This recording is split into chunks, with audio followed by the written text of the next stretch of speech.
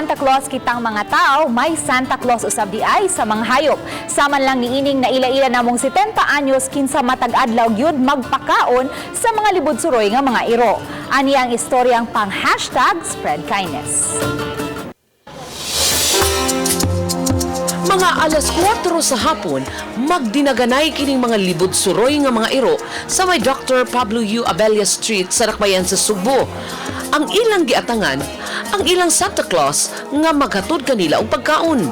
Siya ang 70 anyos nga si Fidel Patlingrao nga unom ka tuig nang mopakaon sa libod suroy nga mga iro sa dapit. Bitbit niya ang pagkaon sud sa mga plastik nga gibitay sa iyang bisikleta. Maglungag yun siya og kanon ug dayon sa gulan og mga bukog ug gagmayng punod nga iyang pinalit. Ug matag hapon, diretsyo na sa dapit aron maglaog. Kung makalawag ko, malipay-lipay. Kaya gusto na malawag ka na ko sila. Marag ko yun naon ba? Pero di ko makalawag gusto ka adlaw. Magluya ko, marag ko.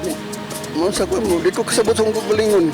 Nagtrabaho siya isip gwardya apan mugahin gayud og oras sa pagpakaon sa mga iro, mamaayo man o madautang panahon. Gani ning panahon sa Pasko, may plano pa siyang himuon alang sa mga iro. Karong Pasko kayo, nagkunaw na kayo ko nga ako nas lang palitlan o ka ng bukog na mga nindot yung kaiba nga nagkukay-kunod ba nga ron ako ng silbi pinaskuhan nila ba? Daghan gayud kaayo ang nakadaig sa iyang gibuhat, sama na lang niining security guard sa dapit, nga kanunay makakita sa dalaygong buhat ni Fidel ngadto sa mga iro. Bilib jud kayo ko ma'am kay ngano talagsaon kayong tao imong makita karong panahon na nga naghatag og importansya sa mana.